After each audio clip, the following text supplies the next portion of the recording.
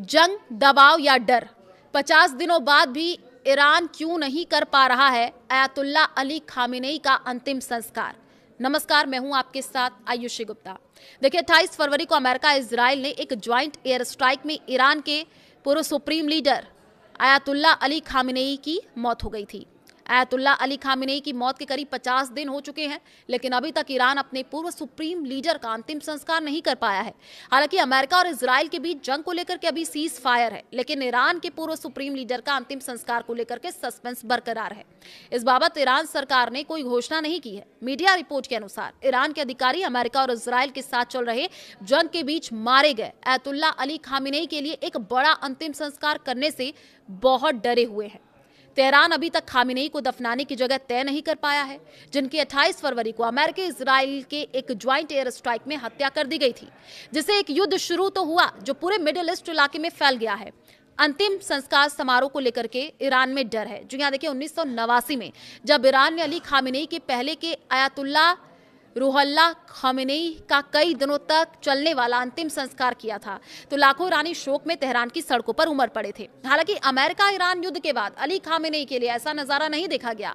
Foundation for defence of democracies की बेहनाम, जी हाँ, तालिबानों ने द न्यूयॉर्क पोस्ट को बताते हुए ईरान एक बड़ी मेमोरियल सर्विस करने की हालत में नहीं है, क्योंकि युद्ध अभी एक अनिश्चित सीजन के बीच में है जो बुधवार को खत्म होने वाला है। उन्होंने कहा, सीधे शब्दों में कहे तो सरकार पासा फेंकने के लिए बहुत डरी हुई है और बहुत कमजोर भी है।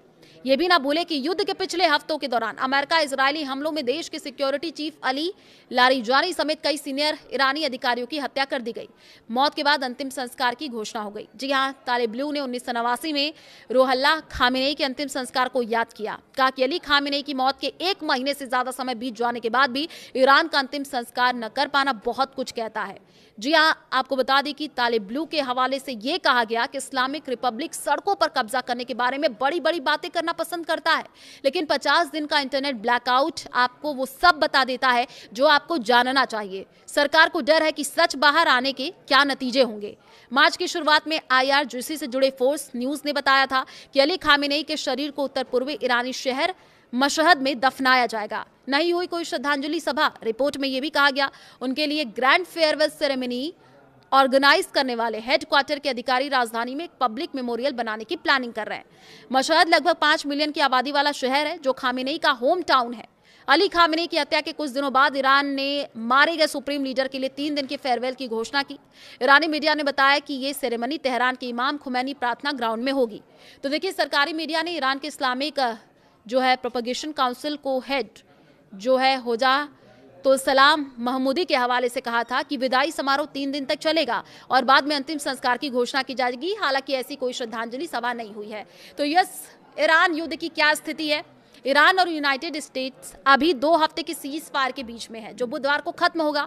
पाकिस्तान के इस्लामाबाद में बातचीत के एक दौर को नाकाम होने के बाद तेहरान और वाशिंगटन के बीच बातचीत के नए दौर की तारीख की अभी तक घोषणा नहीं की गई है। इससे पहले शनिवार को अमेरिका राष्ट्रपति जो है डोनाल्ड ट्रंप ने इशारा किया था कि अगर बुधवार तक कोई डील नहीं हुई तो ईरान के साथ युद्ध फिर से शुरू हो सकता है।